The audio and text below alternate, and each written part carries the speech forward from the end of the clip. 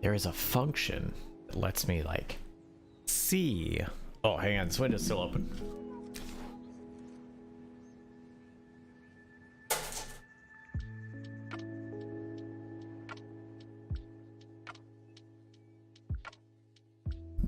There's a function that lets me see everybody that's in chat apparently, but like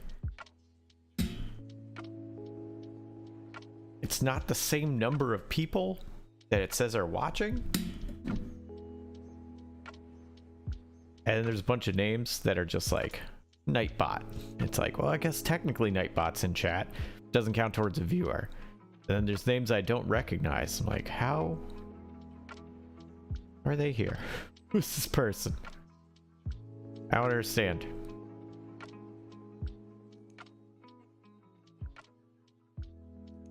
But hello. Hello to everyone that actually is here. Whoever that may be.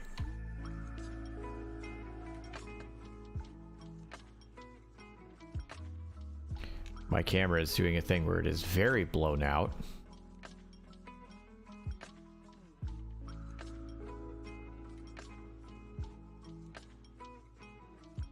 Because here, check it out. Here, let me show you.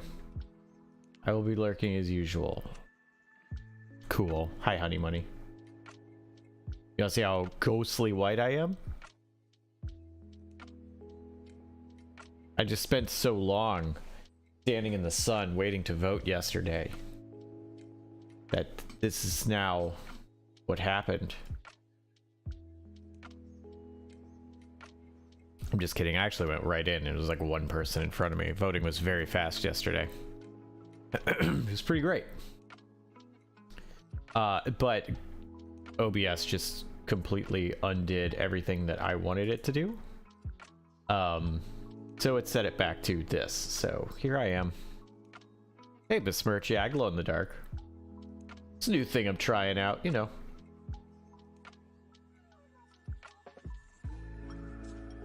Happy you voted, super important. Absolutely. It is very important. It looks like there's some good results from voting. So that's cool.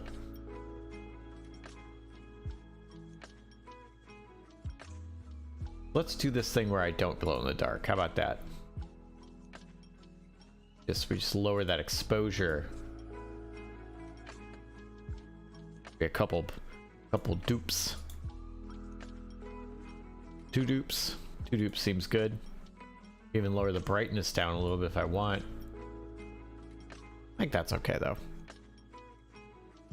I went to therapy and donated blood today. Freaking awesome. Good on you. Good on you for both of those things. Both are very important.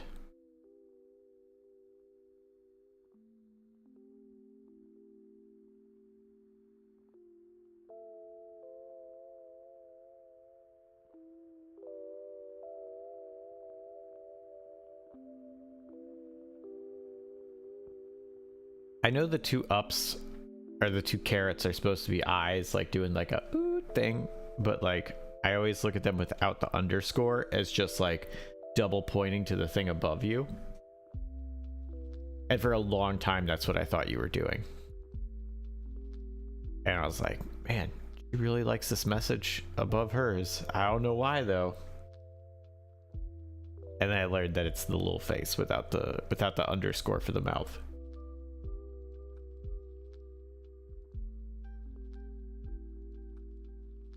I am not the only one.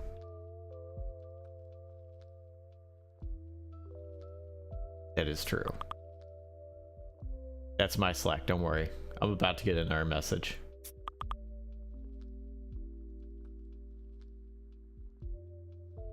Let me close that because I am assuming this person is going to send me like a bunch of messages in a row. So let me close that so you don't hear for like the next 5 minutes of a bunch of single sentence things. I need to reset my alarm. Yeah, there was another one. Ah, there's the fourth one showing on my phone. I'm glad I muted that. all good messages. So I'm glad that that's coming through, but not something that you all have to be concerned about.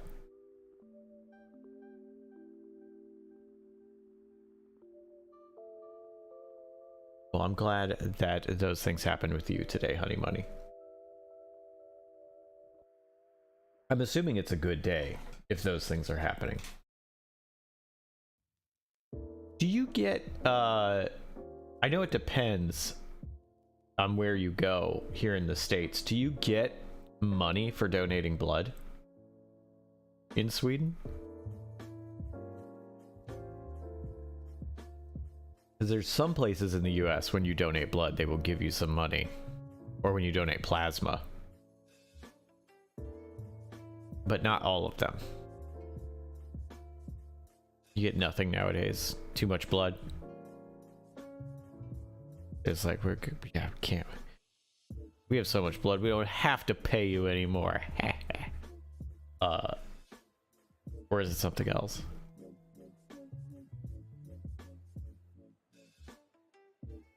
They found it to be unethical, I think. I mean, it requires time and resources on the donor's part. I feel like some level of return isn't bad. I mean, I don't think it's unethical, but what do I know? I'm just some schmuck who doesn't shut up about tabletop RPGs.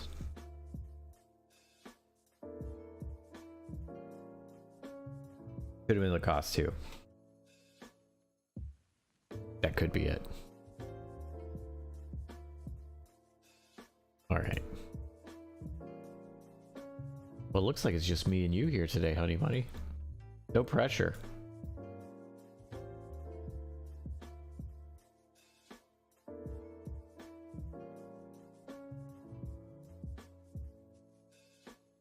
Well, and besmirch. We did have besmirch too. Hey, what's up, Comedy Man? 3 people. Ho ho. Never stop talking about tabletop RPGs. I got some good news for you. I probably won't. They are the best. I was setting up a TikTok account earlier today to do some RPG stuff on that, or at least attempt to. There's a thing on my YouTube shorts, which is just recycled TikToks. That's all it is. That are all about like, oh, I'm rating weapons, fantasy weapons on their historical accuracy or their usefulness as an actual weapon, and they'll be like, this thing, ooh, Klingon Batleth, it's pretty lame. It's not as functional as a sword. It's not. Oh, look at this whip. It's, you know, stupid or whatever. Like, I'm just making fun of them, but like they just go and it's like, oh, this didn't get invented until the 18th century, but you see it in these pieces where it's like, okay, well, I think that's badass. So like, who cares if it's accurate? Who cares if it's functional? In reality, it's a fantasy. Like, it's a game.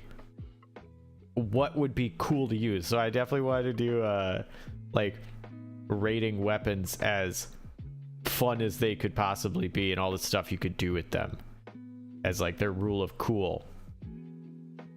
So like my first one was thinking like Ivy's whip from Soul Calibur. Like, practical? No, not at all. But there's so many cool things you could do with that. And just do like a little minute of that. It had a little green screen effect, because that's what I want to see. So I was like, well, let me try that. Maybe someone else will like it and they will also watch it. You should watch this live play called Adventure is Nigh. I think it would be your sort of thing. No, I hate those. I'd never do that. Tabletop RPG snobs are the worst. We're literally adults playing pretend, but with some dice. Fuck accuracy. Yeah, pretty much. Like, it's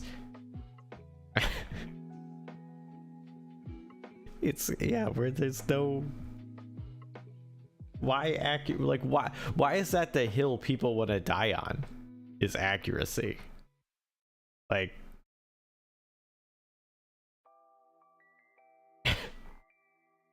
fantasy game. Especially in a game, like a lot of times where it's like the accuracy is in something that is specifically inaccurate. Like a system with magic. It's not really accurate. Oh, this sword doesn't do decreased damage against plate armor. That's inaccurate. However, I'm also playing a game where I can just ask God to turn my axe into a flaming axe, and that'll happen. Like, okay, well, you're it's a weird place to draw the line and then immediately die on the next hill. But I don't know, I agree with you, they are the worst. Snobs of any kind, I guess you could say, are the worst, but like, I guess just because I care so much about TTRPGs, grognards are the worst.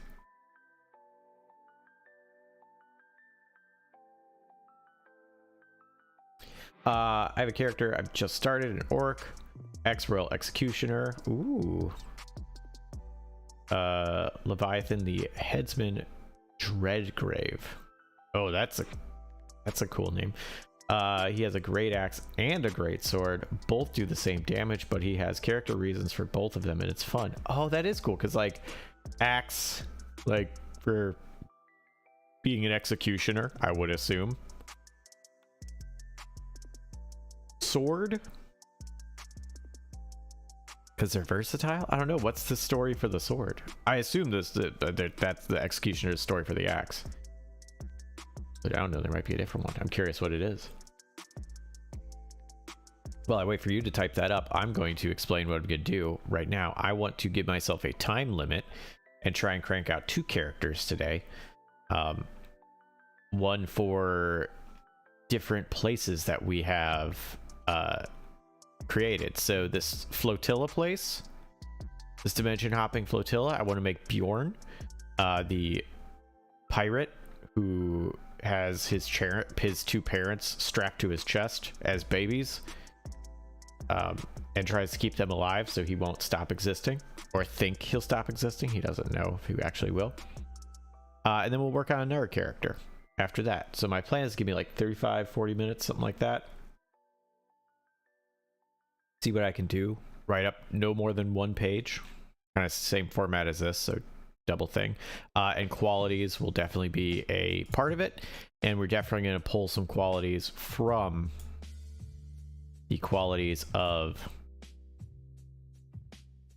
the area as well. Hey, Crawdad. Sounds fun. I mean, I thought so. That's why I wanted to do it today. Accurate to what? Faerun, Orith, or Eberron? Oh, those are only vaguely. Like any society from history. Yeah. Yeah, the lightning train of Eberron really kind of changes a lot.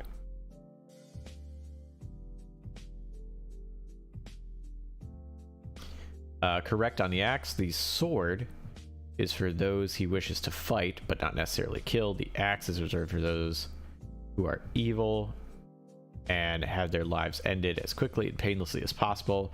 All deaths should be treated with dignity in his eyes. Also, someone's knocking at my neighbor's door. He's also really old, retired and friendly, and loves artisanal jams. Yes.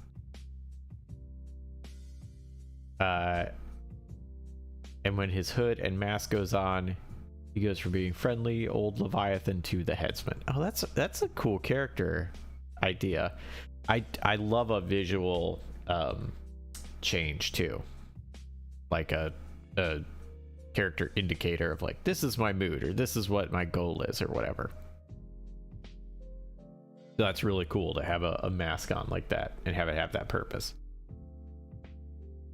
Or the hood and mask. Is that called a cowl? I don't remember. But that's really cool. I wish you the best of luck with Leviathan. That sounds like a really fun character. But is he historically accurate? Did they actually have executioners at that time in that place? I forget what it might have been Crawdad who I was talking to one time, but we were discussing like if you were an executioner back in the day, like what was your like, did people know you were the executioner? Like how did people feel about you having that job? Could you just go to the store or the market and people would be like, oh hey, it's the executioner? Or is it like, ah, that's someone that's got the same build as the executioner and he's out in the middle of the day and there's no executions today? Wonder if that's him. Like what? How'd that work? I also have stolen Dabarella and Grinderbin to make a couple of NPCs in my homebrew world. They run a business selling baked goods and useless magical goods. Hey, that's freaking perfect. I mean, Grinderbin came out because I wrote a book called Grinderbin's Mobile Market of Ridiculous Magic Items, which was about a traveling salesman who sells low-powered and ridiculous magical items. So, heck yeah, Grinderbin was literally made to be inserted into other worlds. Oh yeah, let me give you a link.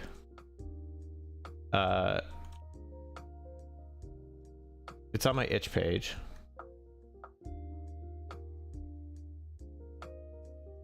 It's currently full price, so don't buy it yet. I'll put it on sale for you. There you go, that's the link. What's up, true Mandalorian? Very isolated, actually. They were feared and respected, but shunned. Oh, that's so sad. Did they have like a little inn club? Executions were often shunned. Seen as a dirty job. Maybe the other character is the mailman of the flotilla because it's such a wild place. He needs mad skills to deliver things in one place. I actually really like that idea of a mailman. Freaking courier.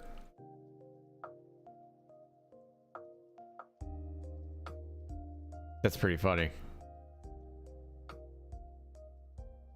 So say Grinderbin reaction to coming back to the empty cave made me cackle. Oh, I'm so glad. I think I remember that conversation. Yes. The phone did not stop ringing today, but I'm here now. What's up, Deeps? Well, I hope the phone stop. On the subject of phone, I have to answer my door because someone just rang my bell. Hang on 1 second.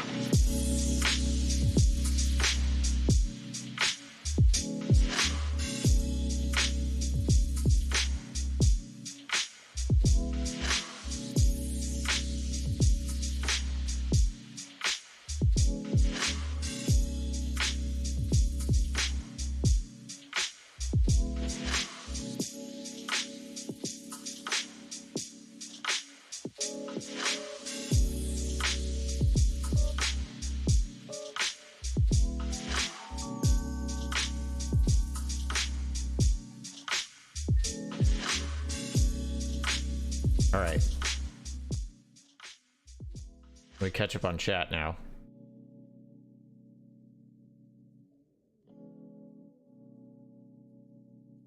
Thanks for waiting, everybody.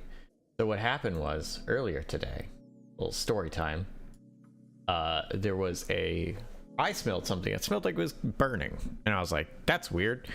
And I like went into my kitchen, and it was like, I leave the stove on? No. And I could smell it out there and in here, and I was like, "That's weird." And I got a call from the office of our condo, and they were like, "Hey, are you home?" And I was like, "Yeah." And they're like, "Your neighbors smell something burning," and they wanted to make sure that like your place wasn't on fire or something. And I was like, "Yeah, it's not in here, but I smell it too. Like I just smelled it." And she was like, "Okay." And then a maintenance guy came and like checked my place and was like, "Nothing is on fire." And then the doorbell rang, and it was the maintenance guy again, and someone from the gas company checking to make sure that there was no natural gas leak. There's not. That's pretty cool. Good to know. So why we smelled that earlier, we don't know. But that's why I had to take care of that. I didn't want to leave them out there. It's very important that they make sure stuff works. All right, so let me catch up on chat.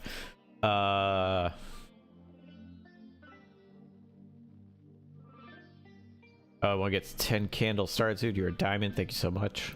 Are you talking to me? Maybe you're talking to Deeps. Also a diamond. I absolutely want to play 10 candles. That was very loud. Was it the doorbell? It's actually a brand new doorbell. It's just one of those, like, you have a doorbell outside and it has a wireless connection to a speaker that's in our hallway. That is the lowest volume it goes to, by the way. It is very loud.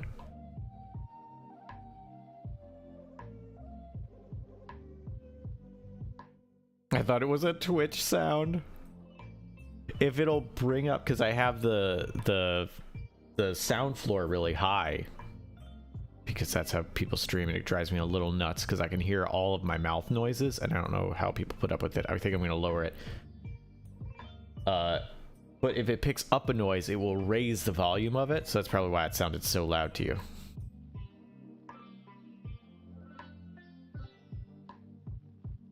Come in, the master will be home soon.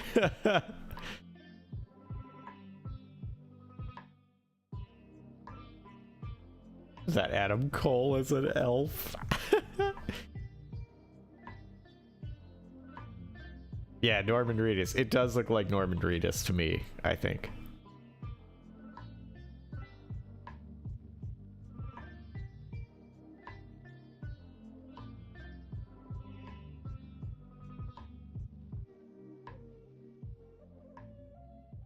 Oh, 10 Candles Mysterious Dinner Party was super wealthy who enjoys the taste of people. Oh, that sounds fun. Also, hello Discordia. I think you came in just in time to hear me talk about why I had to walk away. Let me check this message. Sorry for having to check my things. No, I'm good. It's not an important thing.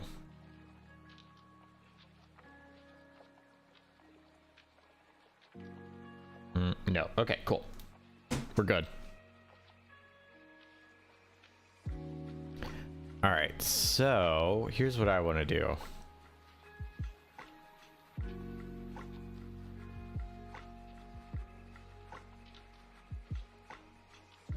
Bring up the clock. And a little stopwatch here.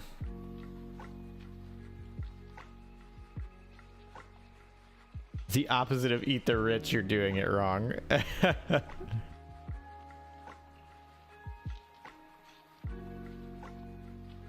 It's true. It's a thing about rich people eating, so it's called eat, comma, the rich. It's just them eating.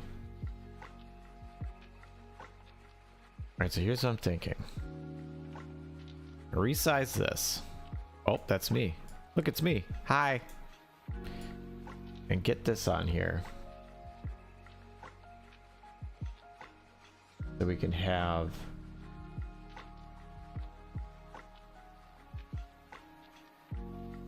stopwatch going and visible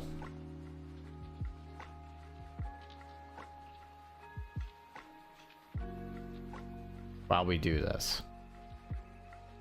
I'm gonna do it for 30 minutes.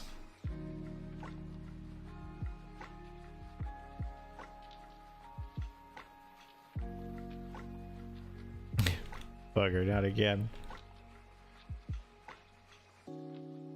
Alright, so we wanted to make sure. Hey, Deeps. Oh, you missed the long explanation. Basically, it was the gas company making sure there was no gas leak. Because there was my neighbor and I both smelled something burning earlier. And the office is trying to figure out what it is. So they had a gas person come in and be like, no gas. And I was like, sounds good. And he had a British accent.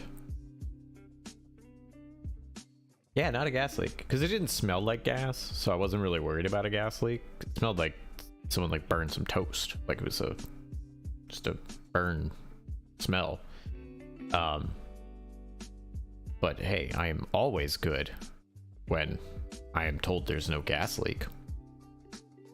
That's good stuff. What's up, Megami Rissa? How are you doing? Scary good morning. Scary good morning is the best good morning. How are you doing? Alright, so here's what we're gonna do. I'm gonna set this timer for like 30 minutes. You can see just a little bit of Kirby Bayonetta in the background, just a little bit of this butt right here. There it is. Is Kirby Bayonetta just peeking at us? Let me move this.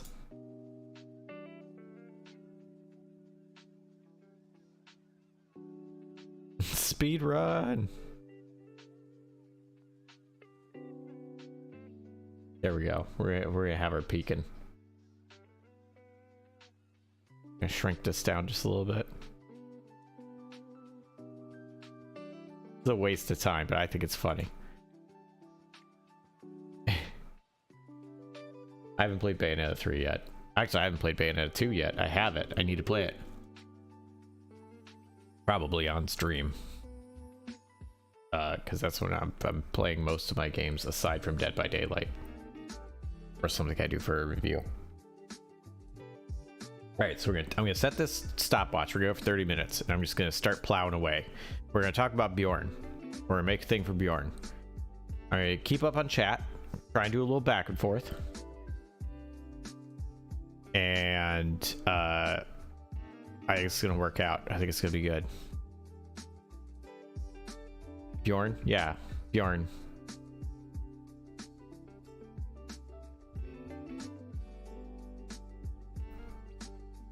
It means bear in Swedish? Oh, that's fun. The joke is Pants came up with the character.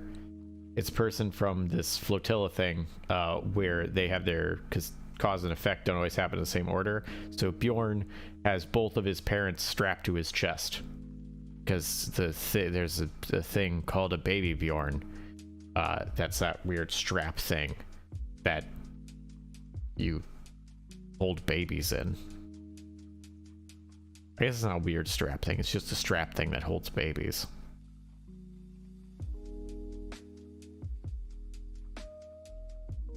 Nothing really weird about it. It's just how it works. Alright, here we go.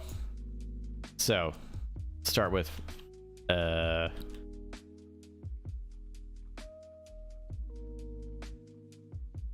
flying. Let's start with flying. Flying a ship.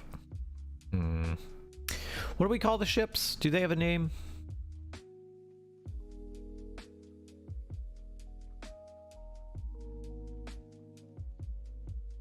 Let's say captaining.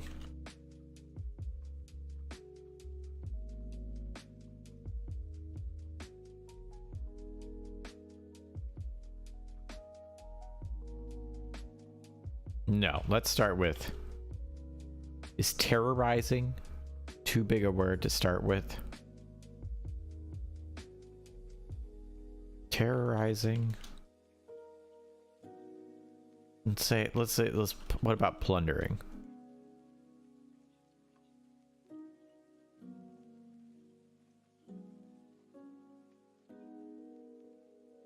Plundering.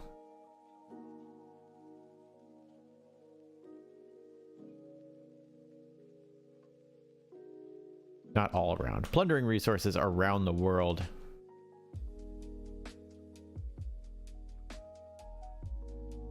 Via his flying ship.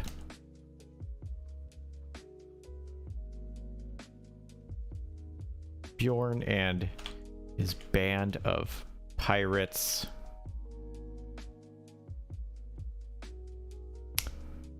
Actually, I could do this backwards. I could say, opening sentence, then Bjorn and his band of pirates plunder the world.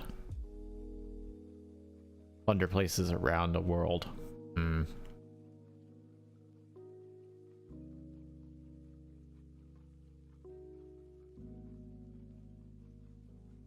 Yeah, we'll stick with it the way it is. Bjorn and his band of pirates. No, and his crew of pirates.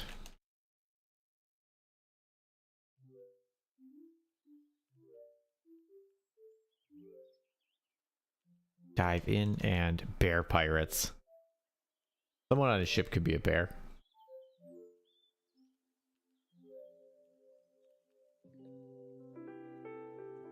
Disrupting the paradigm of maritime trade. What? Wait, maritime? Like not maritime? Or am I just reading that wrong?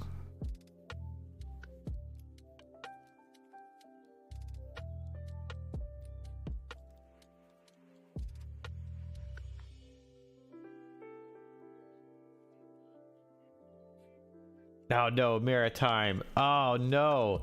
Yeah, it is really maritime. I thought that was a joke, but that's really the word. I thought it was maritime. Maritime. Yeah, no, it is maritime. That's funny.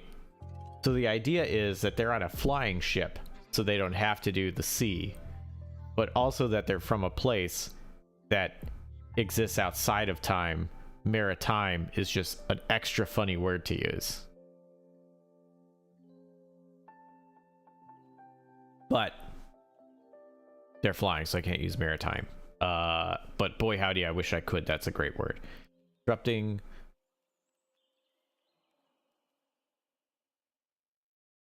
I like this. Disrupt. I do have to spell it right. Disrupt.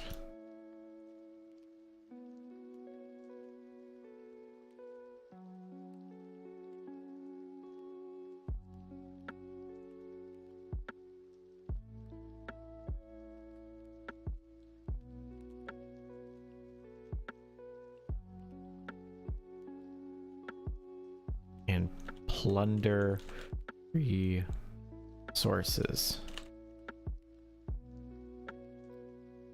throughout the world.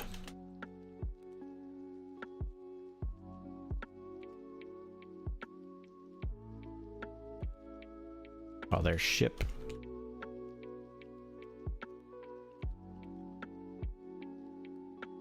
we need a name for the ship too.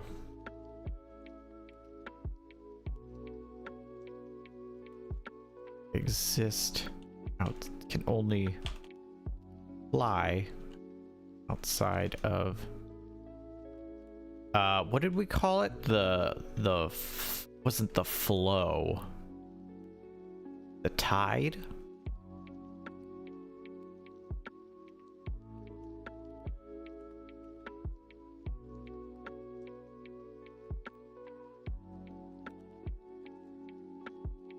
Yeah, we call it the tide.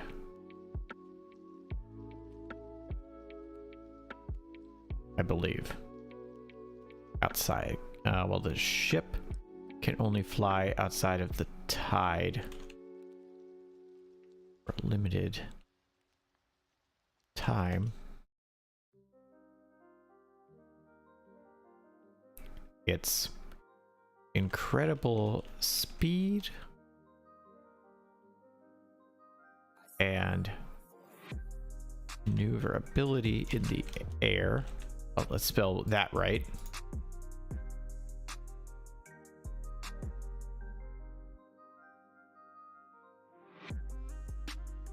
Nearly impossible to catch. All right, let me catch him on chat.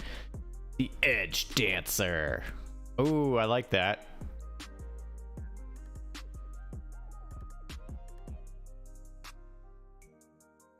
That was not serious suggestion. It was a different flying ship. Oh, is it?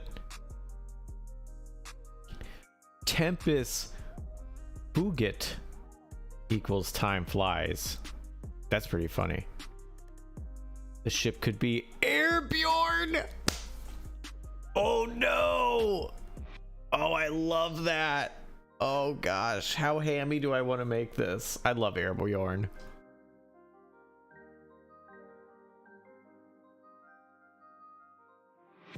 Well, the ship Air Bjorn.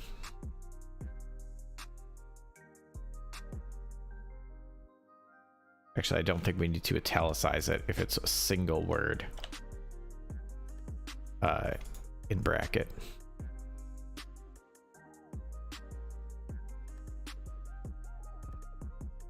This is so stupid. I might change it later, but whatever. Air Bear. We spell it bear, B-A-I-R.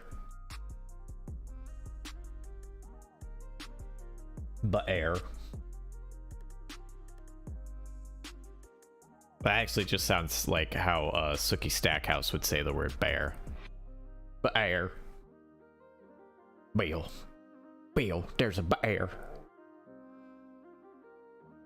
Dumb names for vessels. Oh, they're the best. Dumb names are so awesome. All right. Make it nearly impossible to catch.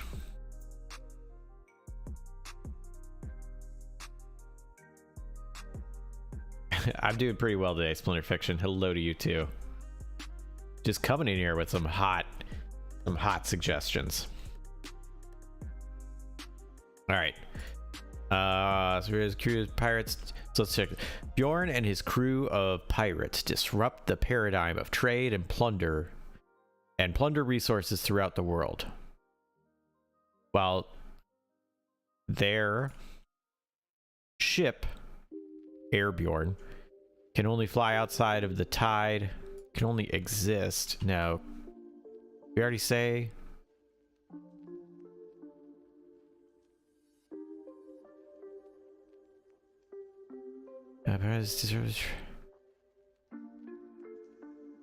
By diving in and out of the tide.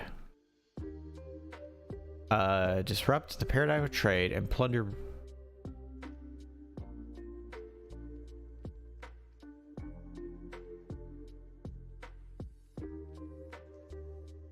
Vulnerable. Well,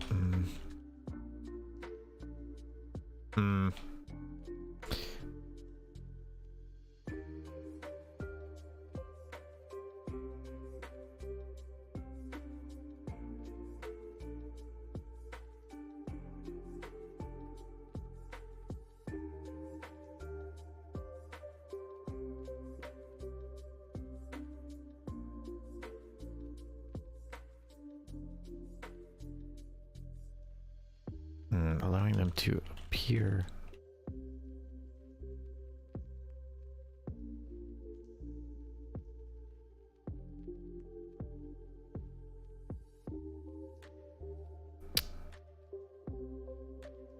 Now, I want that information, but I hate that sentence.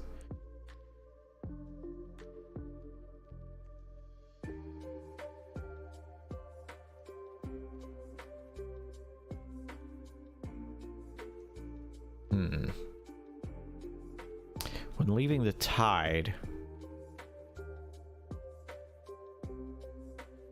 they can appear.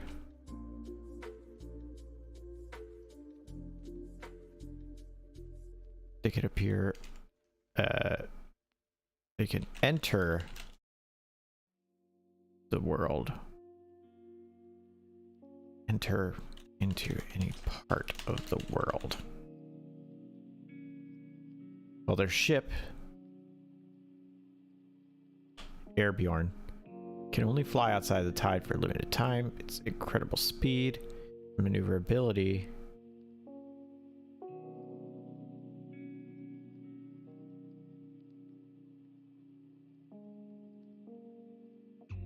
I don't need to say in the air, I already say it flies.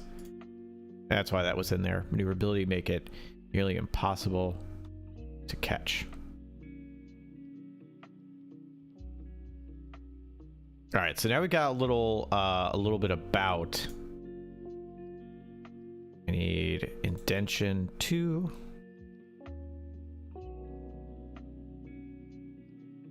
Go. So we got a little bit about their situation. So let's talk about Bjorn. Captain Bjorn.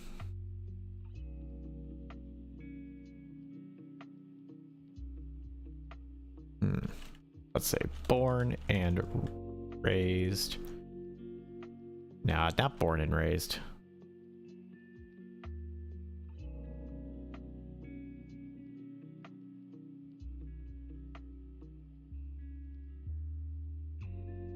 Let's say, let's just born for now. Born and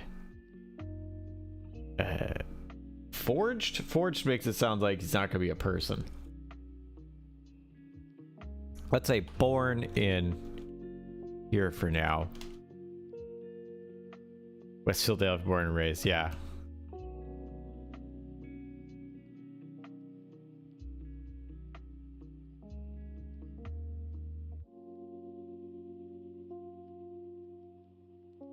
The unpredictability? Unpredictability? Can you add a robot to Discord? There is a robot in Discord. Dash Delta.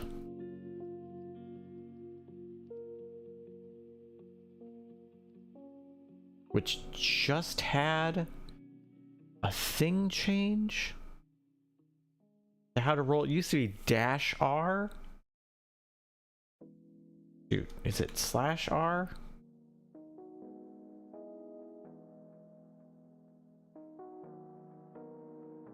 Yeah, if you do /R, and then the top result will be roll, and then you can put like 1d4, and then it'll roll it. Or 2d20.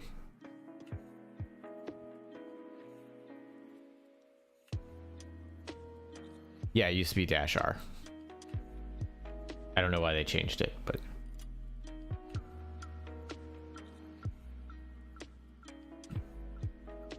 roll, not roll.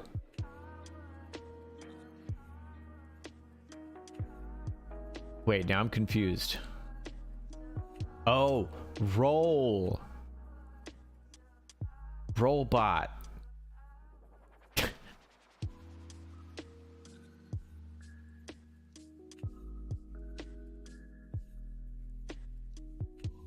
I'm leaving. Bye, everybody.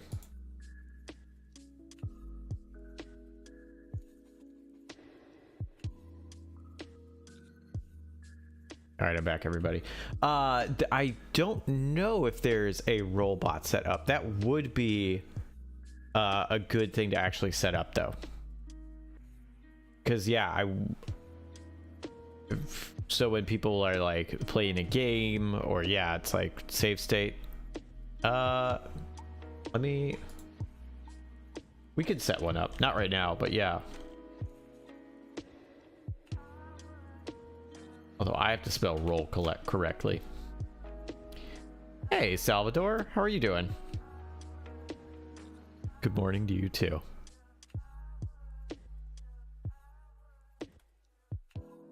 Oh, you have a lightweight? Oh, okay. Yeah, go right ahead. No, I don't want. I don't really.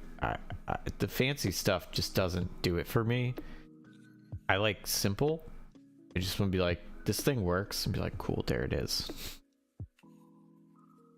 Because basically you just need Sign up if you want to know when movies start. Sign up if you want to know when someone's playing this particular game, and then you use that tag when you start playing it and you want other people to get into it or whatever.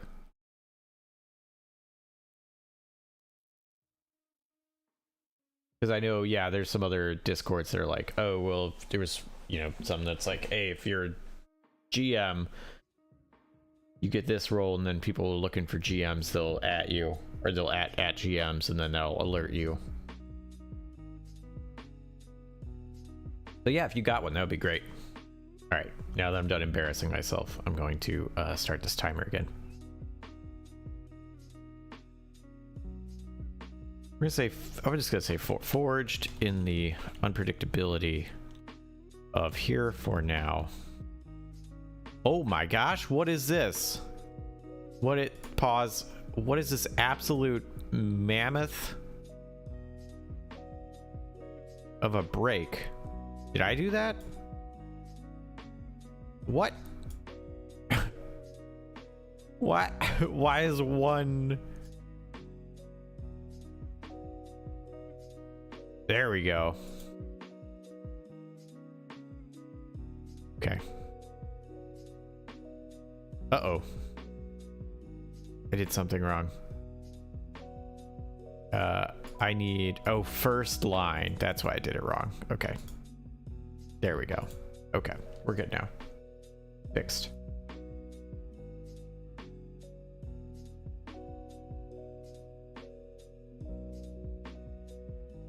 Bjorn's tech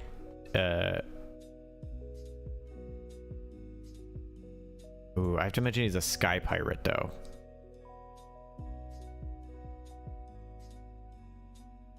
Sky pirates.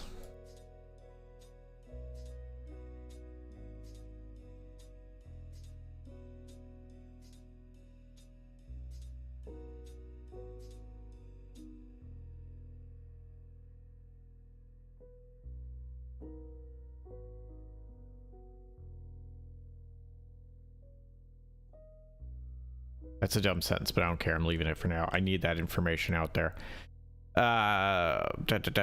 Forged in the unpredictability of here for now. Bjorn's tactics. I don't know. Are unrivaled. I don't really like this sentence. So I'm gonna back out. I'm halfway through this, and I'm already second guessing myself way too much. The idea was to get through this quickly. Kind of force ideas out, and then just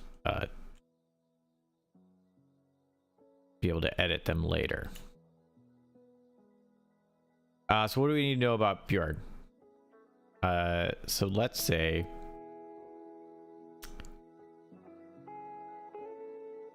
let's just talk about, well, okay, so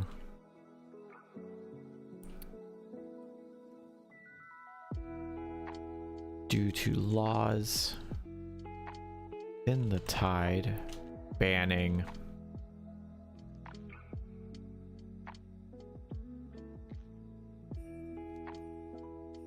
the right to refuse a ship to dock, even a well-known pirate ship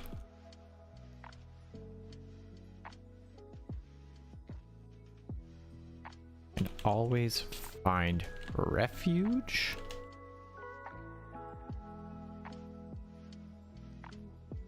in the tide.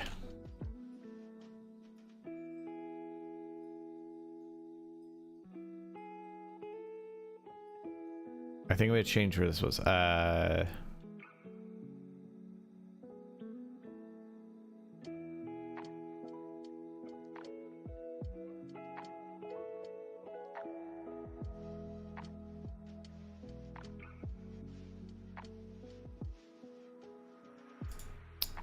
Let's do... I'm thinking for character, Bjorn is like...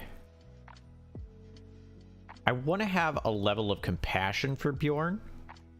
Like that Bjorn is a character that cares about his crew and like somewhat about other people. But not in like a Robin Hood way. I want to avoid that, like, Bjorn only robs from the 1%, which, hey, if you're gonna rob from someone, you should definitely rob from the 1%.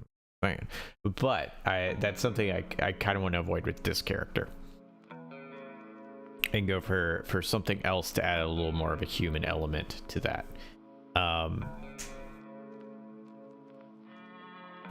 just gonna go with this. Bjorn's place in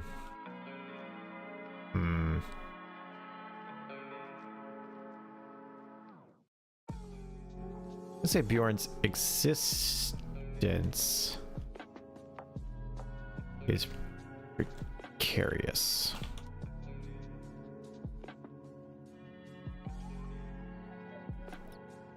When sailing, can you say sailing when you're flying? When sailing in the world. No, let's say when plundering a village, he found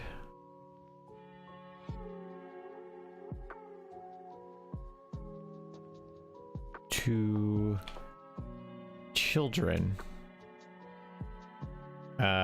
he knew would grow up to become his parents. Out of fear, his attack on the village would disrupt their lives. Now, let's say, out of fear, they may die without their parents. I already said parents. That they may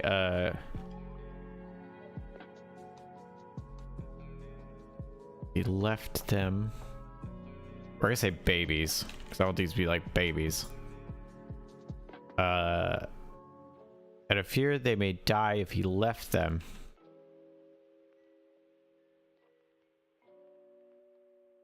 He brought both onto his ship.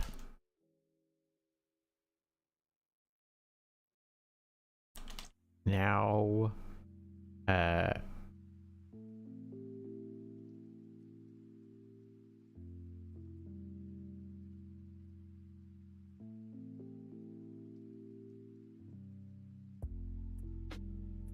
precipitously cease? For which part? He brought them both on his ship. Now he keeps both of them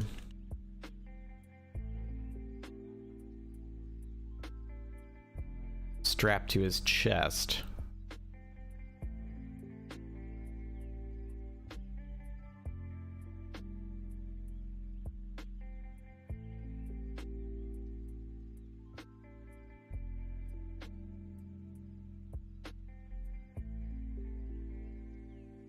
Worried their death. Worried the death of either of them would cause a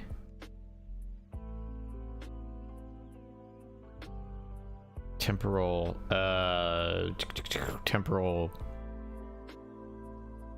what's that called? Not temporal blunder. Paradox. I think I'd just say paradox.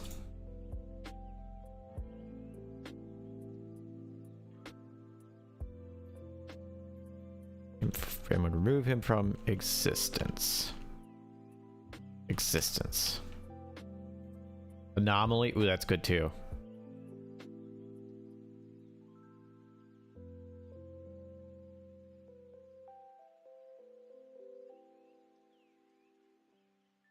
I like temporal blunder. Thanks. I'm glad. I liked temporal blunder too, but I feel like paradox and anomaly are more accurate words. All right, keep both of them strapped to his chest.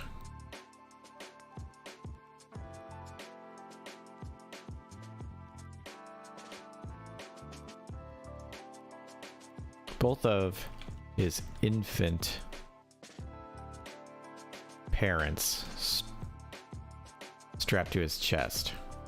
Just a little oopsie in time. Yeah, you know.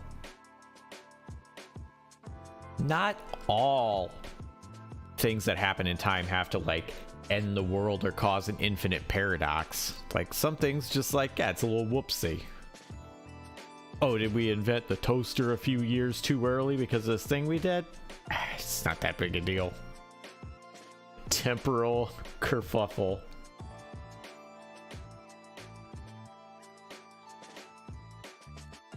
What?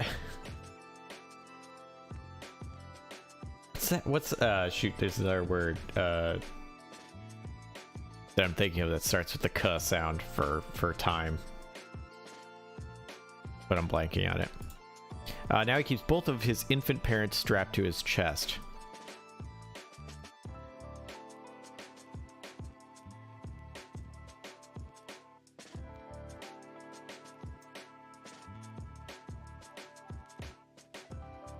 Making sure they remain safe.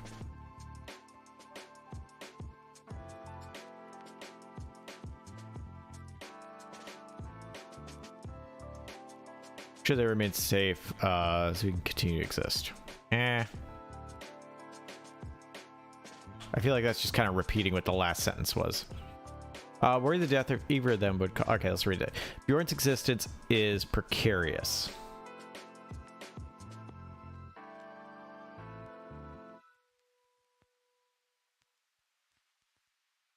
When plundering a village,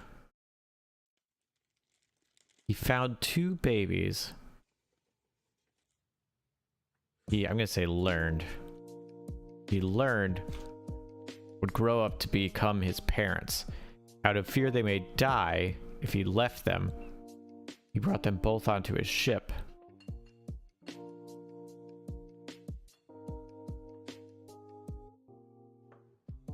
I don't think I need that. I think I can combine these two.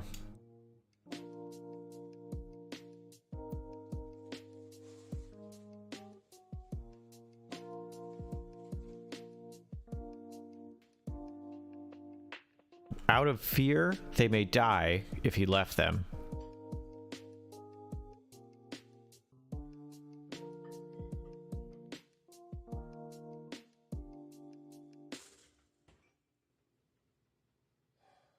Creating a paradox where he could no longer exist. No. A paradox and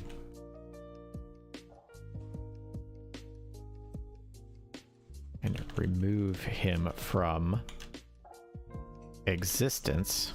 We're going to reuse that because we're going to delete it.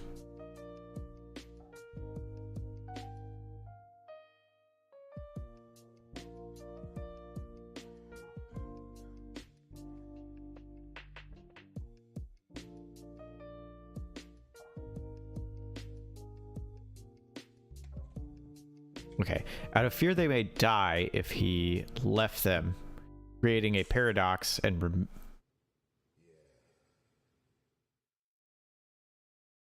that would remove him from existence. He took them aboard his ship.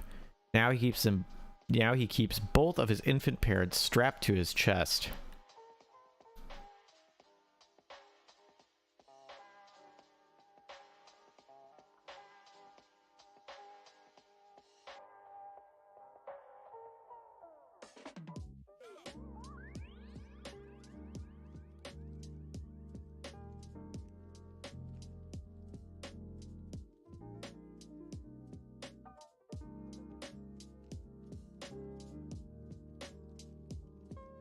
Let's see.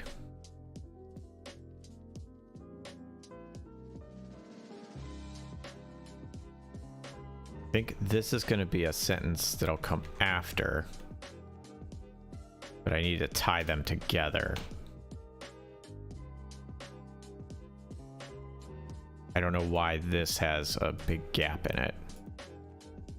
I guess it wasn't.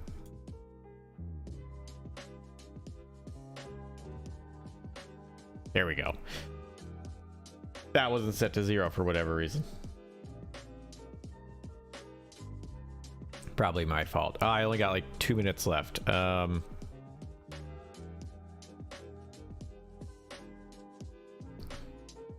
Bjorn's existence is precarious.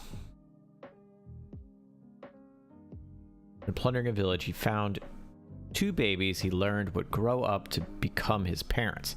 Out of fear they may die if he left them, creating a paradox that would remove him from existence. Let's say thinking it would create, because he doesn't actually know.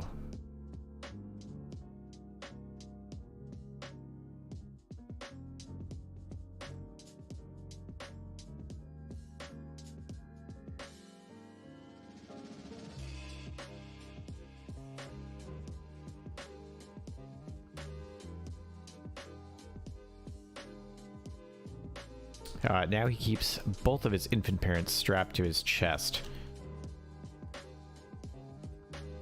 protecting them as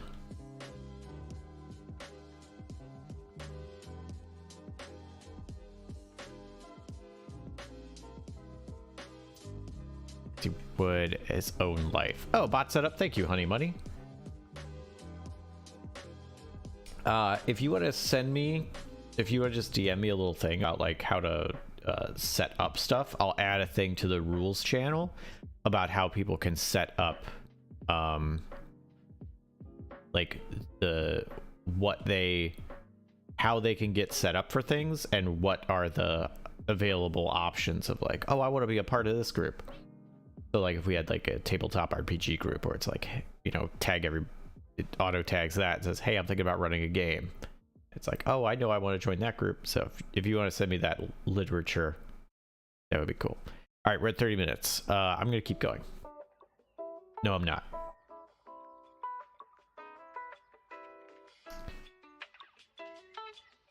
I said I was going to try and make 2, so I'm going to try and make 2.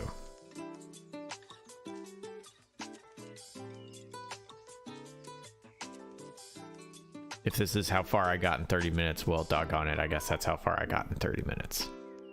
All right. How's this look?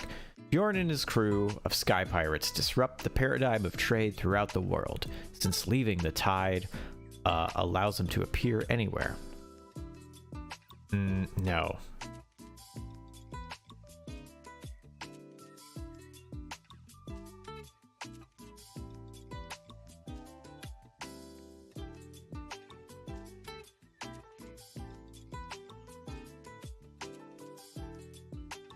Parting from the tide.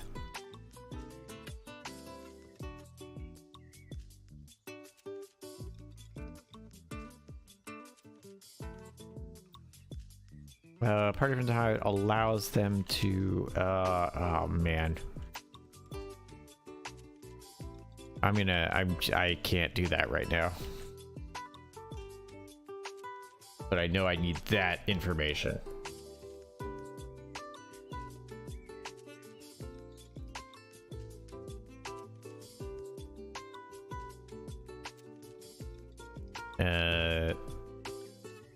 Leaving the tide, they can enter any part of the world.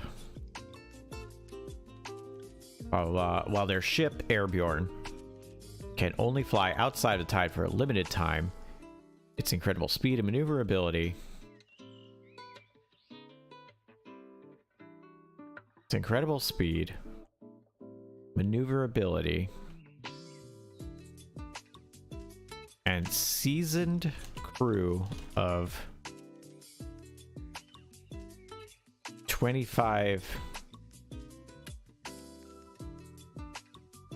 make it nearly impossible to catch. Now we have about a size 25 people on this crew.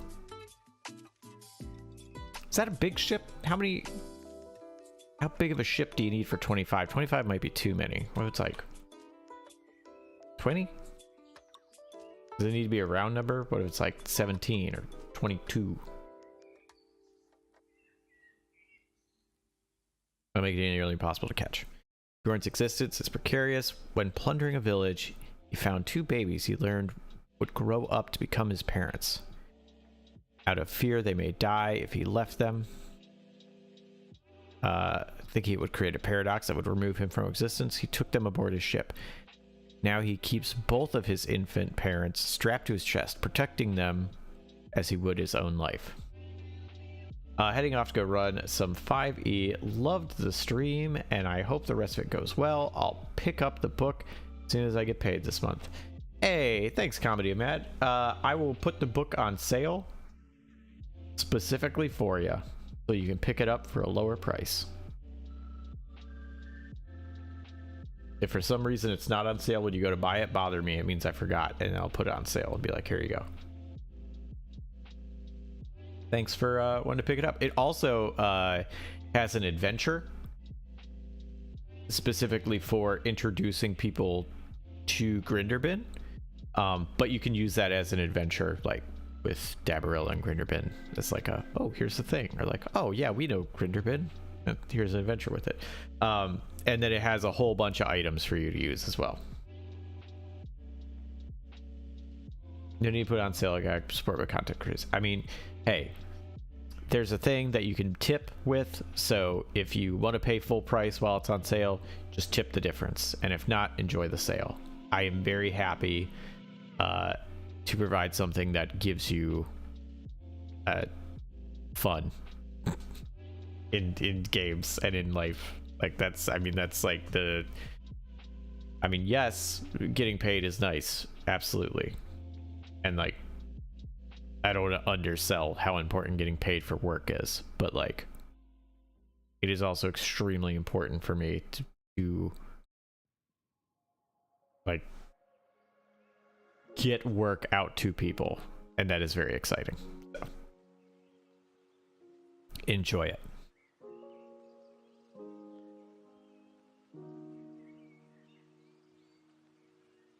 All right.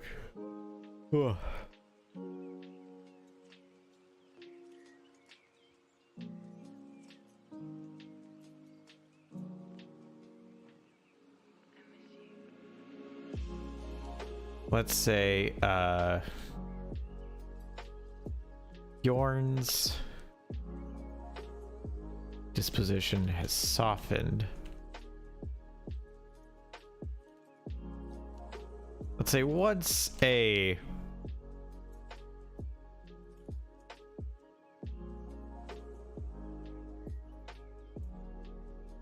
I don't know.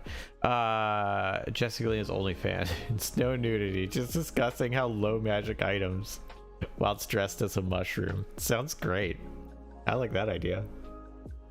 Take care, Comedy Man. Thanks for coming in. Enjoy your game.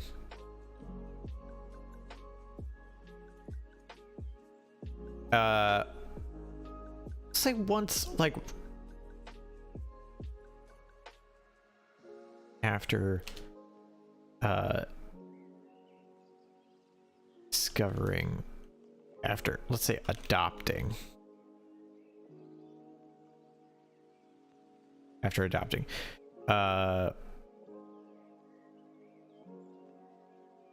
once a, I don't want to say bloodthirsty, but like basically bloodthirsty, like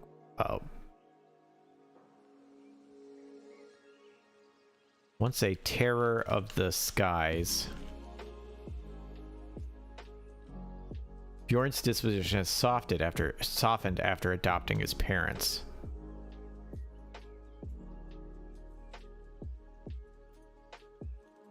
While he still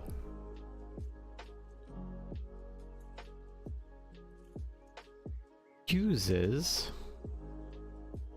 the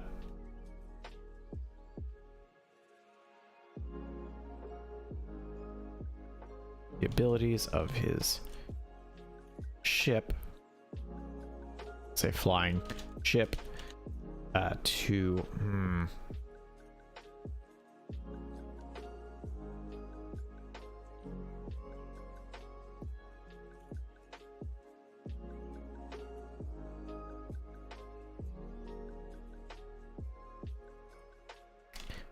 take whatever supplies he and his crew require. I'm just gonna keep this timer going.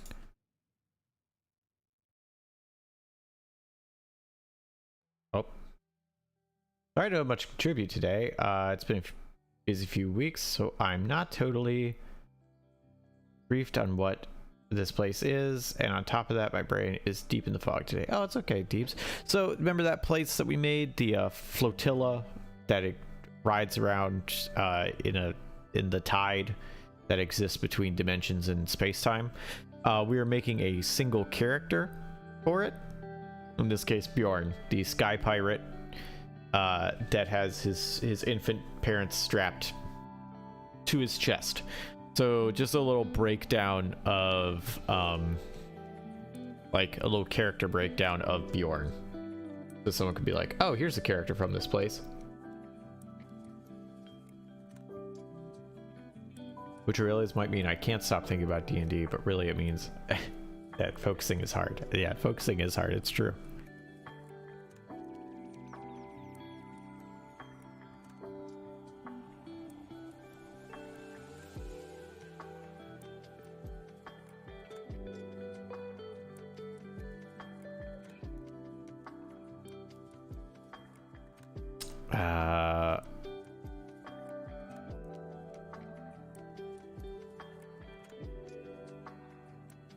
I have a vague idea of what this flotilla is, but I miss most, if not all, the world building for it. Oh, okay. Imagine a 3D Tetris board made up of ships, and that is this flotilla. Even though they can all change shapes, or they can all change docking positions.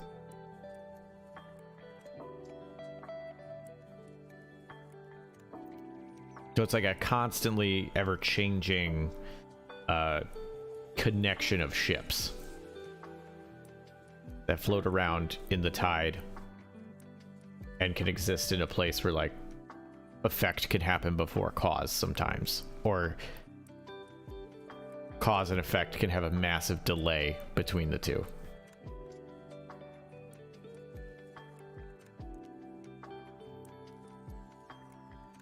All right, I'm gonna stop there. We're gonna leave Bjorn as is because I want to try and get 2 done. I give myself a 30-minute thing, so I'm gonna do another one.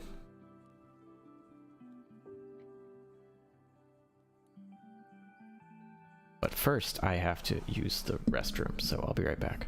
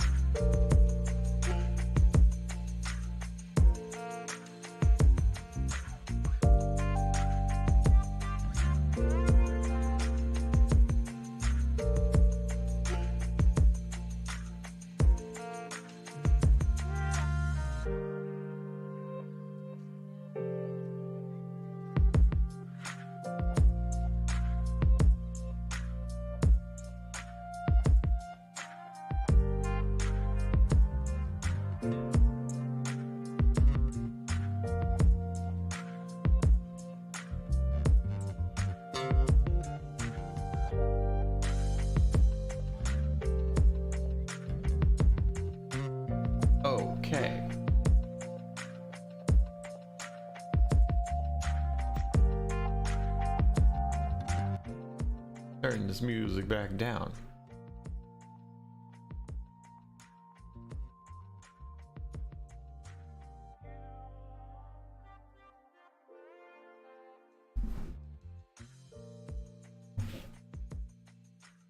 Song is by Gas Lab, and I thought it's a gas leak, and I was like, oh, how appropriate. All right, so let's brainstorm. Let's see. Here's what I'm thinking for another character. Hey, what's up, Nick? The OG. How are you doing?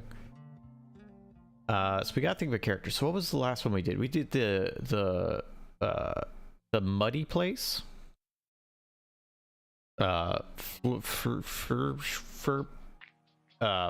Shoot. Bjorn. Lorben. The place with all the mud that had the sleeping monster underneath it. So my thought is maybe making like a kobold. So a cold-blooded creature, cold-blooded folk from that area. That I think a couple of fun things, trying to think of like, okay, what if they have a regulatory system they use to regulate their body temperature that has to do specifically with mud. So like, oh, it's real hot, but you can cake yourself in mud to protect your skin and keep yourself from getting overheated. Because if you're out in like the muddy area, like that's cool to bask in, but if you're just like out there all the time, you can get overheated. Because you're a cold-blooded critter, you ain't going to be sweating. I don't think they sweat. So my thought being, let's do a kobold. Uses mud.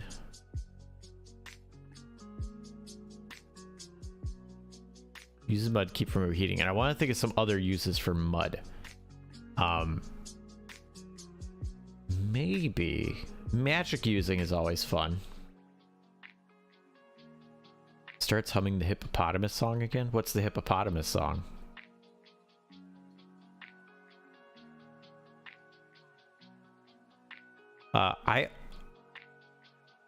When I wrote about kobolds, I really liked having them being like sort of like rejected dragonkin kind of thing.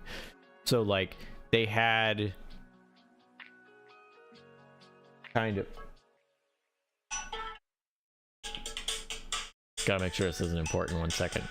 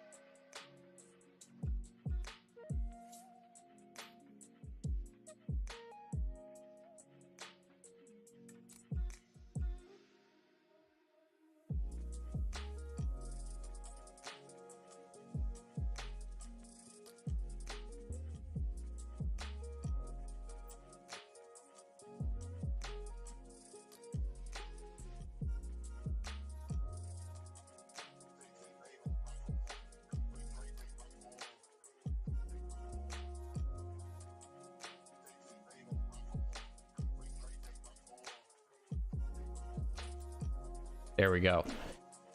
Yeah, important people. Gotta talk to people. Mud, glorious mud. Nothing quite like it for cooling the blood. Oh, that sounds like a fun song. Been trying to reach you about your car's extended warranty. Thankfully, no, it's not about my extended warranty on my car.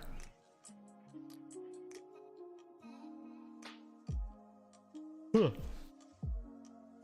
I'm gonna say uses mud like henna to create beautiful designs.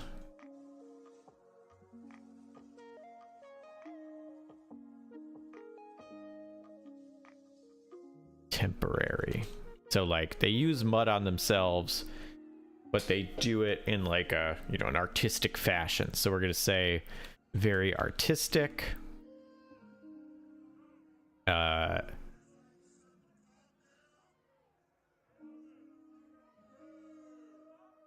Thinking maybe sculpting, like maybe that's their profession.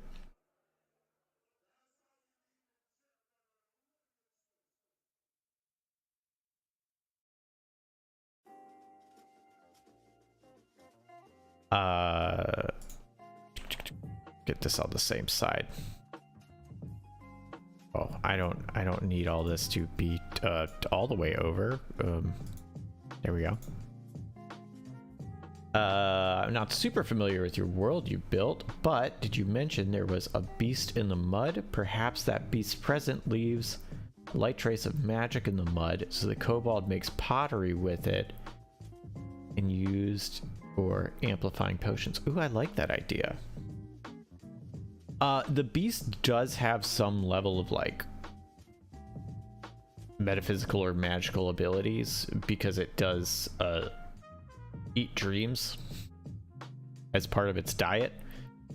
So yeah, I like this idea of like pulling the life or the magical source from the beast into the mud and having that kind of be part of what makes things special. I like that. That's a good idea. Uses the magic present in the mud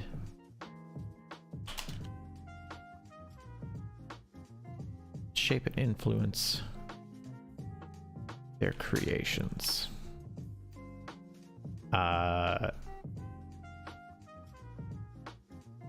Mud has little traces of people's dreams. Yeah, that's kind of what I was thinking.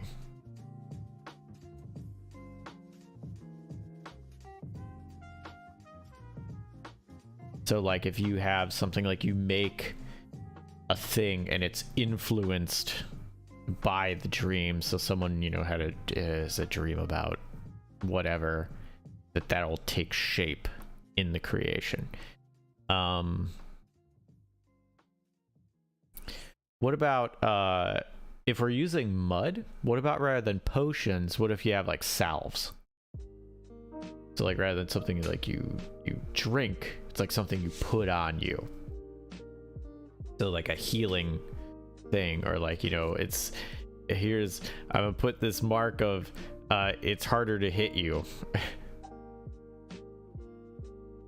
Oh, the same place as the dream eating monster and giant birds. This one is, yes, for this little kobold.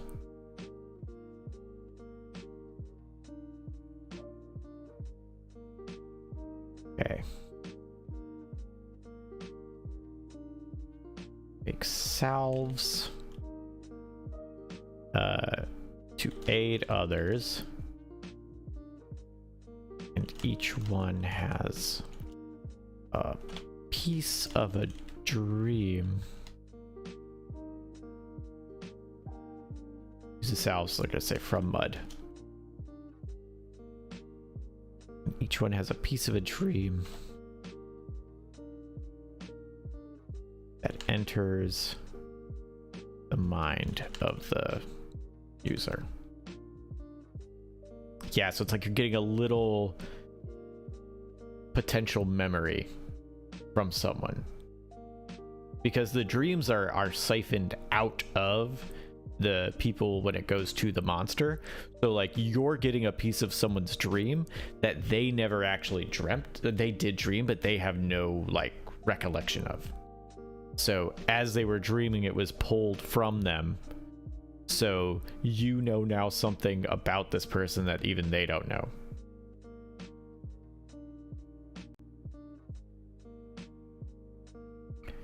Oh, ooh, I like that stipulation, Deebs. So has to with the right type of dream fragments make certain salves.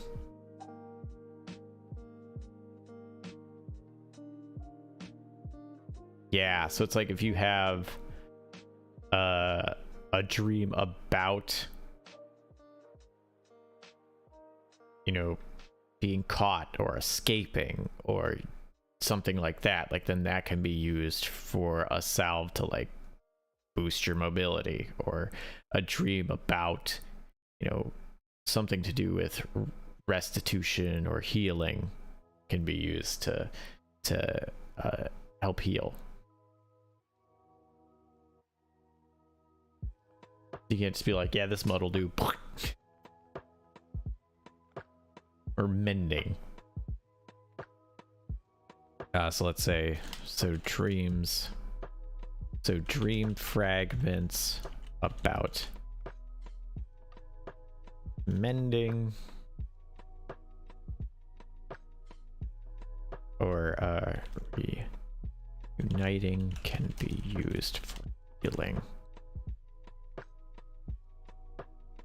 Yeah, so like something like that, where this ties into the functionality of it.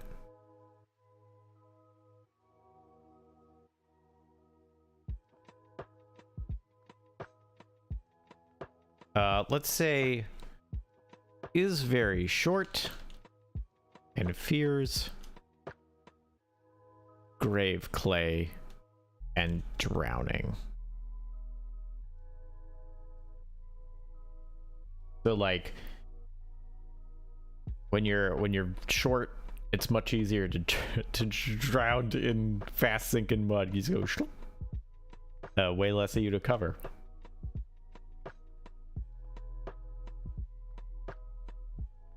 Oh, I was thinking what I was saying earlier with kobolds. The way I wrote them is I really like them as sort of like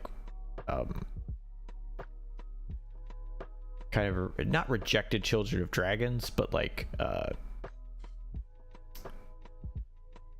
almost like a mockery of it. Like they have, some of them have wings, but they're almost always vestigial, like they can't actually fly.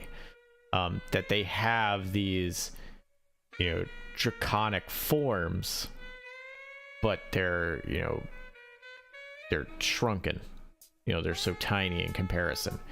Like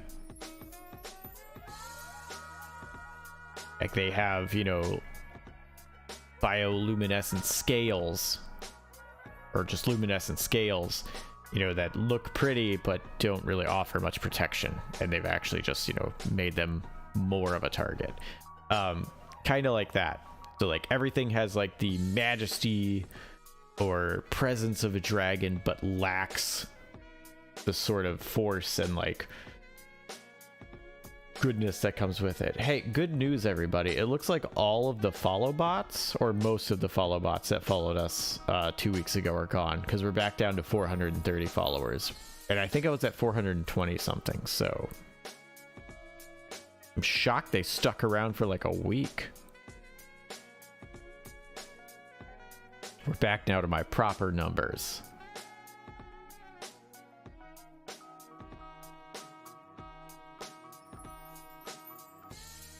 All right, so it's very short. Fears, grave clay, and drowning. Let's say rides. What was the name of that bird?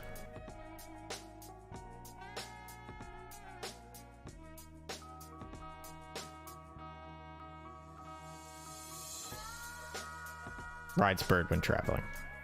I'll get the name of that bird later.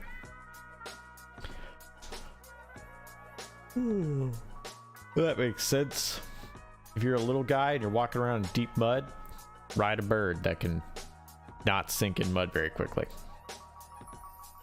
Or that can stand up in the mud, actually. They do sink. That's what we designed them to do.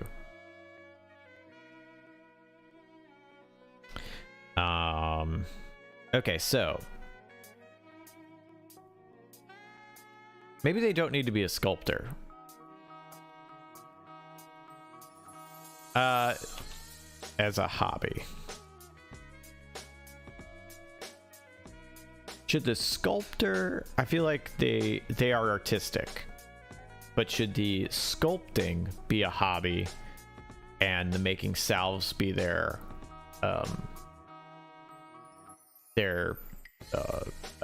job, their livelihood, or the other way around? That the salves are their livelihood and the sculpting is their hobby.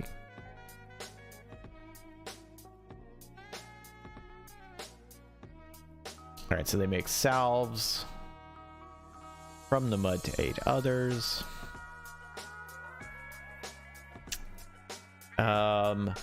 Let's see. What are some personality traits that we can give? Let's say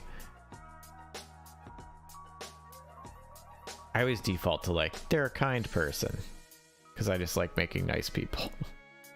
Reality of the situation is the salves and their livelihood. But if you were asked, they'd say they're professional artist. Oh. I could dig that.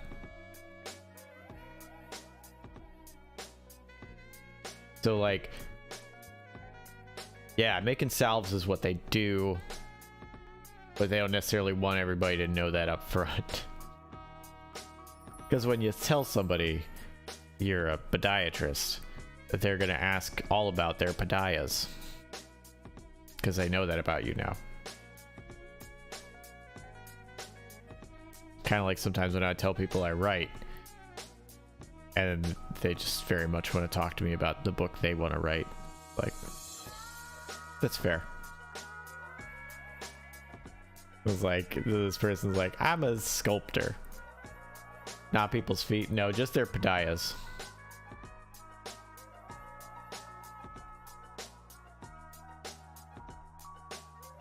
But you're a podiatrist, not a feet doctor. That's silly. I know a podiatrist is a foot doctor. I just thought podia would be a fun little goof to say. Alright, so very short. Reads grave clay and drowning, rides bird, went traveling. I'm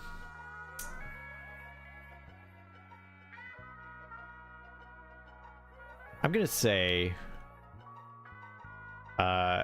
here's what I'm thinking.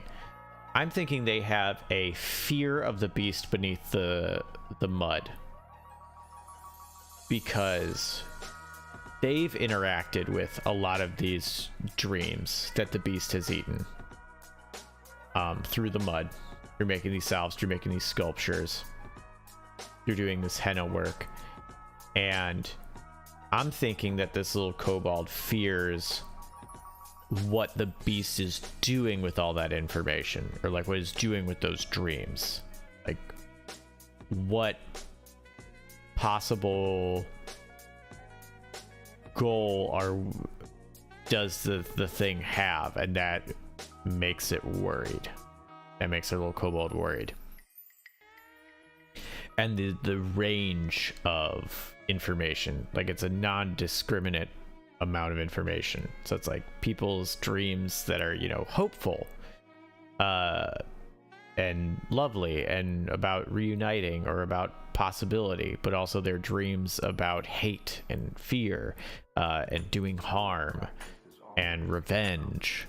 Like that all of these things are being fed to this creature, and what is it doing with all this information? Why does it need it?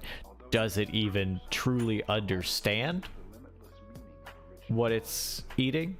Is it a matter of like, if it eats bad thoughts, will it become bad? If it eats good thoughts, will it become good? So maybe something where this kobold tries to put good out in the world, because it hopes that by putting good out into the world, people will have better dreams, and then when this thing eats, it will eat better dreams. It'll eat the good dreams, and maybe that'll satiate it, or if it ever awakens, it won't have that negativity and harbor some sort of destructive angle, but that it'll be fed with good, so maybe if it awakens, it will do good because of it. That's what I'm thinking. I'm kind of feeling that. But how does that sound? Puts good out into the world, hoping it will make people dream good, and thus the monster will eat more good dreams than bad ones, and if it awakens, it will maybe be peaceful. Maybe something to work in there. What's up, Hard Revenge? How are you doing? Haven't seen you in a minute.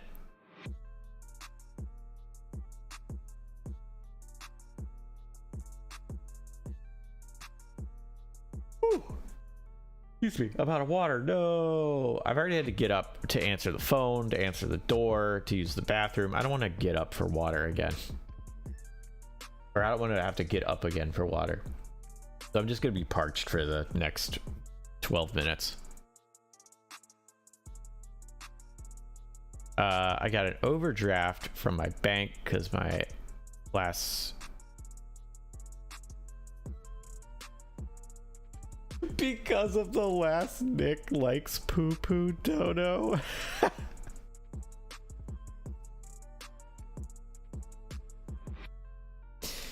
I hope you learned a valuable lesson from this, Hard Revenge. What lesson? I'm not sure, but I hope that you learned a valuable lesson. That's really funny. I'm sorry you got an overdraft, though. But that is pretty funny.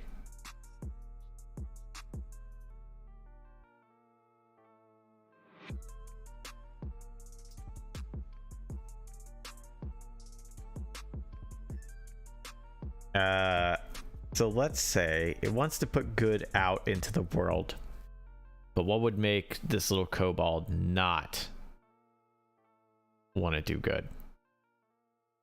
Like, what irritates this little kobold? It's okay, I learned my lesson. I had too much fun the previous day before my dodos. Oh, well, I'm glad you had a good old time on the day before. That's really good.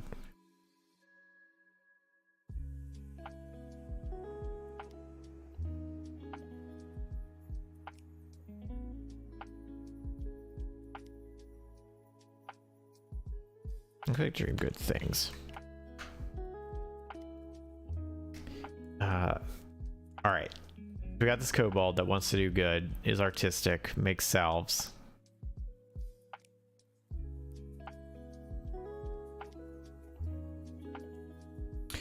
Ooh, here's what I'm thinking. I'm thinking keep going with this wanting to put good in the world angle, and we'll purposefully make an incorrect salve and give it to someone if they think they're like a net negative and fear their dreams. I gotta answer this too, hang on.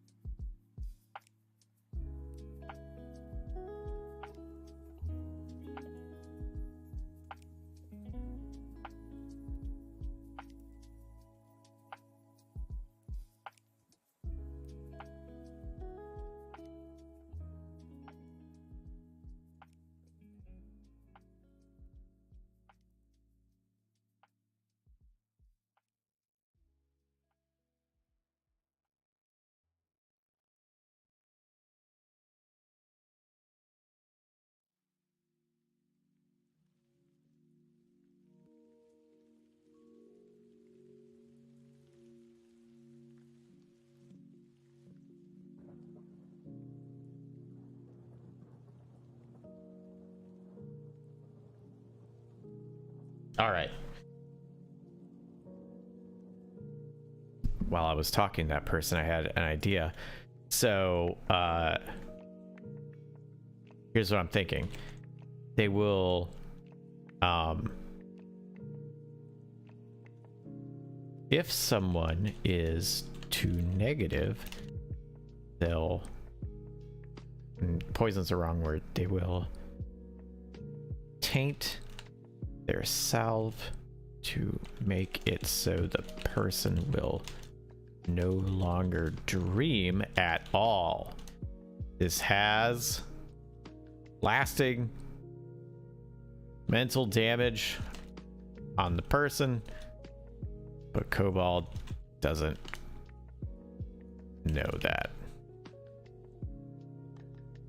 Or if they think they can get away with it, might just poison them instead. They might. Maybe the Kobold usually takes the mud that has the bad dreams in it, burns, purifies it. But as you said, sometimes keeps it to do good old swapperoo when he feels that person deserves it. Ooh, yeah, purifying the mud. Perhaps simply survival reasons. He keeps the bad dream salves to sell to adventurers, or it's used as a main weapon for him.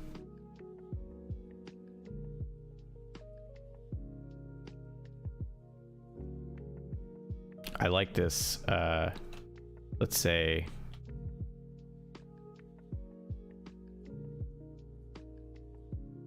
will either attempt to purify bad dream mud or use it.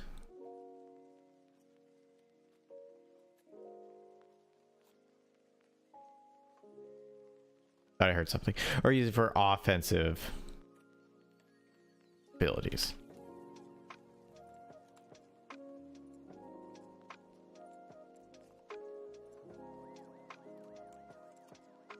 A little dream mud alchemist. Yeah. Our little dream mud alchemist.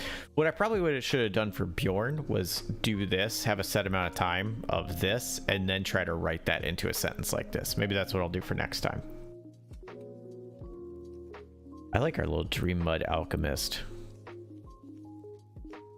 Like he has a salve that was made from a very trippy dream, and he can throw it at his enemy. Begin to confusion spell. Yes. We'll use trippy dreams based abilities. Yeah, so like negative stuff is damaging, positive stuff is like healing or mending, and then you can have the trippy stuff, which is confusion. And then you can probably find some other weird dream stuff and apply other abilities to it. I like this. Some real world building right here. Looks. I love the hell out of this little guy. Oh, I'm so glad. Oh, I guess there should be a hyphen between that. Let's go for looks. Let's say I'm thinking short. We know they're short. Say short. Narrow snout. What's a good color?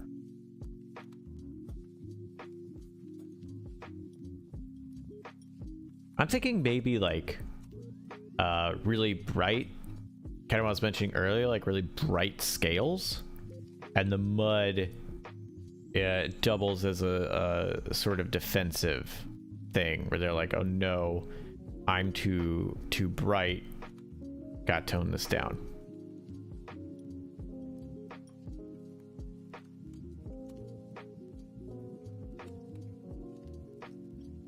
Bright. Ooh, okay.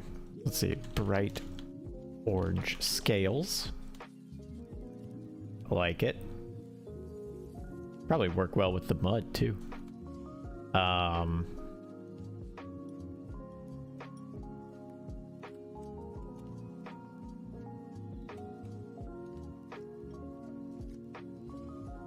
Say dark brown. Eyes. Long vertical pupils. Dark brown eyes, long vertical pupils. Do we want any fun like dragon stuff? So like vestigial wings or extra limbs, because some dragons have extra limbs. Trying to think of the other things that I wrote for them.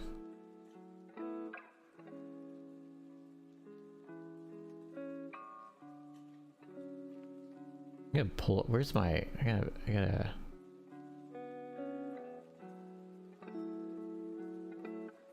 Pull up kobolds. Actually, here's my little entry for it. Actually, you know what? Why look at that one when we can look at the nice one?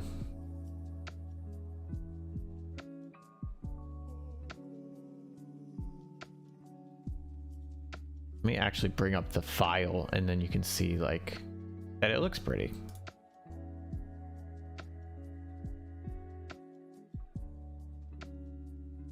As soon as I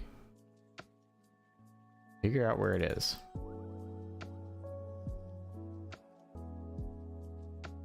Here it is.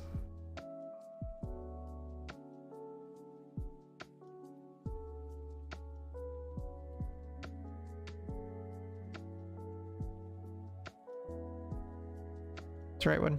Yeah, there it is. Hey, look at that. All right, so we can go to kobolds. Kobolds. There we go. Kobolds. Zoom in.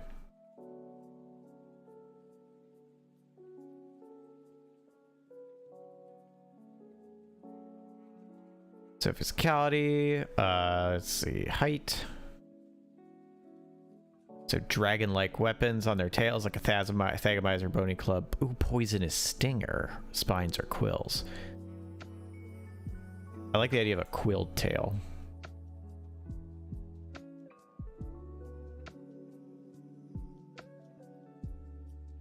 Horn spines, dorsal fins, and whiskers.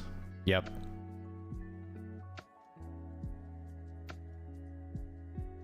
Do we want like a whisker? Like that? Three-toed claws. Protective scales.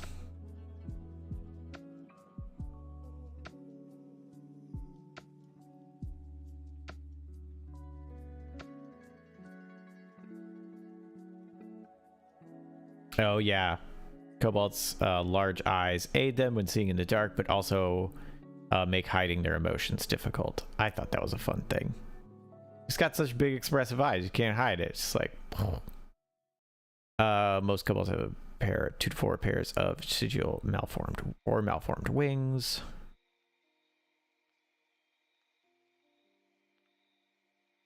Let's go with 4 wings. Let's get more. Let's do 4.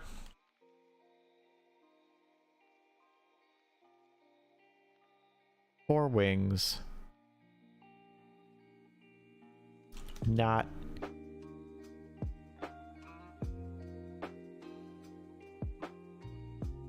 Let's say sturdy enough. Say these wings are sturdy enough to glide with, but kobold fears heights. So they actually have wings that they could fly with, but they fear heights, so they don't want to.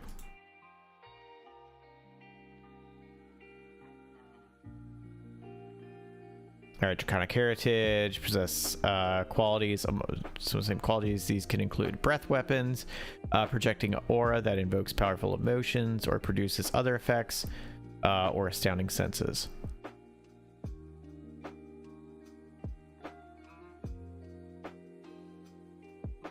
Heritage also comes at the cost of specific vulnerabilities. Dragons are weak to different elements of energies, and those who know a kobold's draconic heritage may also exploit this weakness.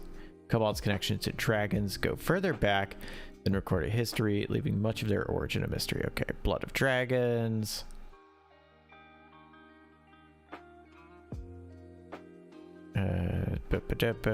Life cycle. Kobolds lay 1 to 200 eggs. They live around 50 to 60 years. Ooh, that's a thing. Age. How old is this kobold? Let's say, let's put it on the younger side of like 20-ish. So like early start of their midlife. Or not midlife.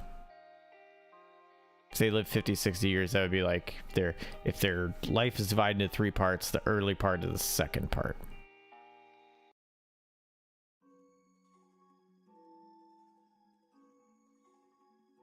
Oh, Lich. Hey, Jellycat, how are you?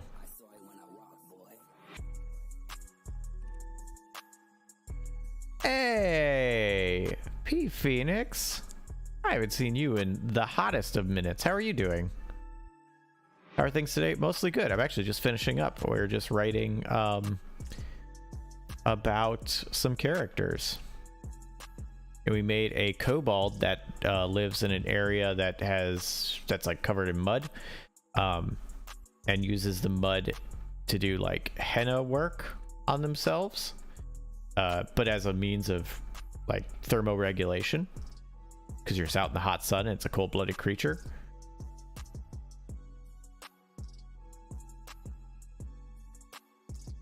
Cold-blooded, just a reminder for myself.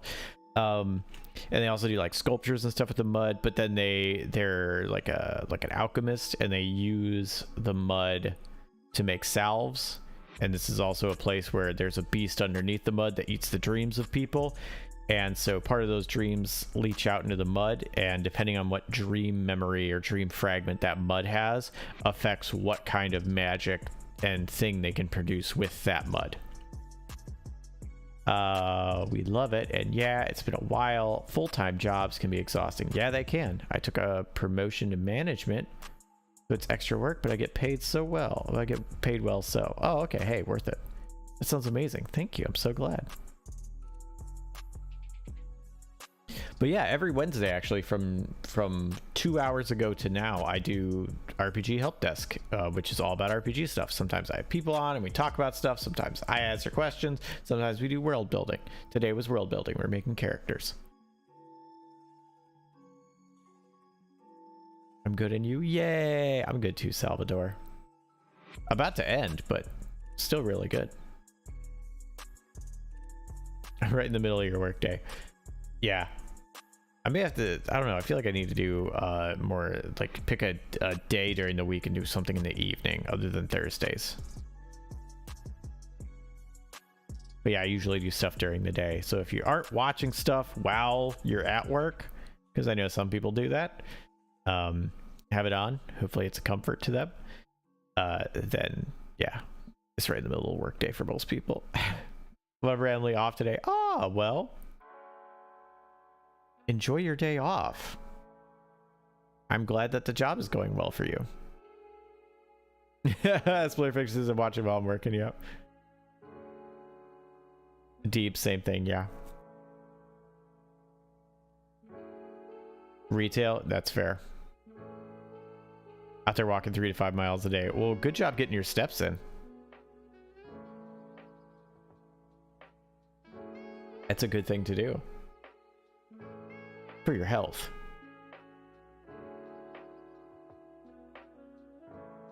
But yeah, I'm glad you got to pop in.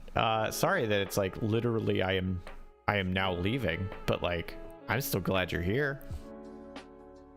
I don't need that stopwatch anymore.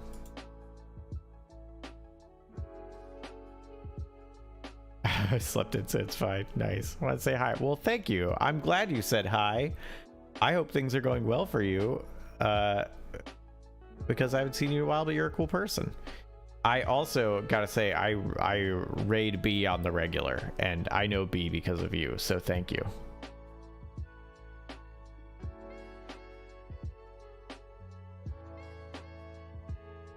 B is I don't get to watch her a ton, but I enjoy when I do get to watch her, and also she make great art. But on that note, I'm gonna set up this raid. Super talented. Yeah, she is. I want to get more art from her. I want to pay her for more art. She's really good. I really, really like her style.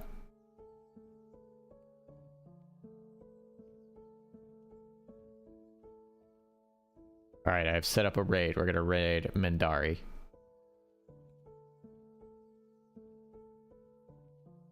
You know what? No, wait, I forgot. Hang on. Here's what I want to do. I want to find a random person that's doing tabletop RPGs and raid them.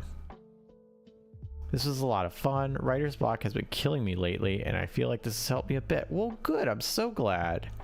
Thanks for streaming. You're welcome, Hard Revenge. Thank you. And you're also welcome, Splinter Fiction. Thank you.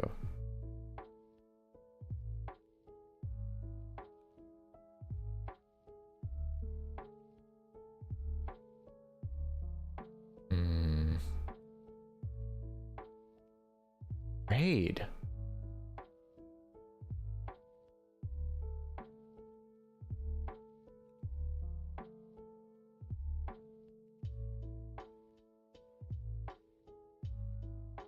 One doing mega prep.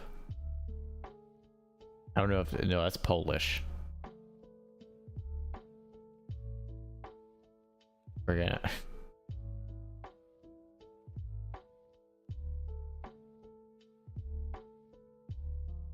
a lot of Dutch, a lot of not English streams happening right now. Did I set something up to not look for English? All right, we're gonna go to Mendari.